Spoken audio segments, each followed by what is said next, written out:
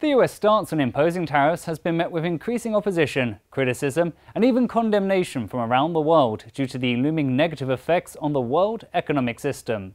Former US Federal Reserve Chairman Alan Greenspan said every tariff amounts to a tax, and it is the American citizens who will ultimately end up paying for the tariffs. Stephen Roach, former chairman of Morgan Stanley Asia and senior fellow at Yale University's Jackson Institute for Global Affairs, said the hiked tariffs imposed on imports from China will only increase the burden on American consumers.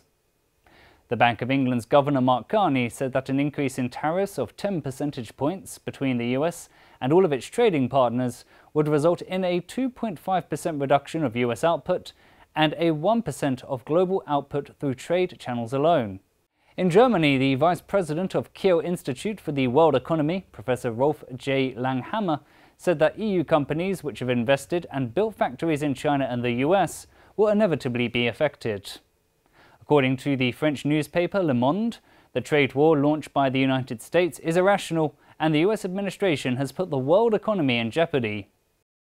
Ronnie Linz, director of the China-Brazil Center for Research and Business, said the United States violated the principle of mutual trust in international trade and became a rule breaker. It has jeopardized the order of global trade and brought great uncertainty to the development of the global economy. Apart from countries who will have to directly face the increased US tariffs, countries like South Korea are also worried about economic losses from a decrease in international trade.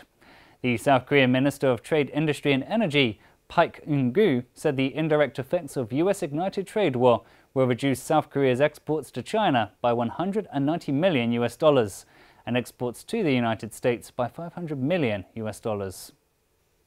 Japanese Chief Cabinet Secretary Yoshihide Suga said any trade measures should be consistent with WTO agreements.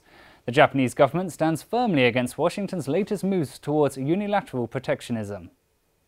US Congressman Don Bacon said tariffs are the wrong way to go about fixing trade disputes. He said that if the US implements tariffs, even if China does not retaliate, there will both be winners and losers in America.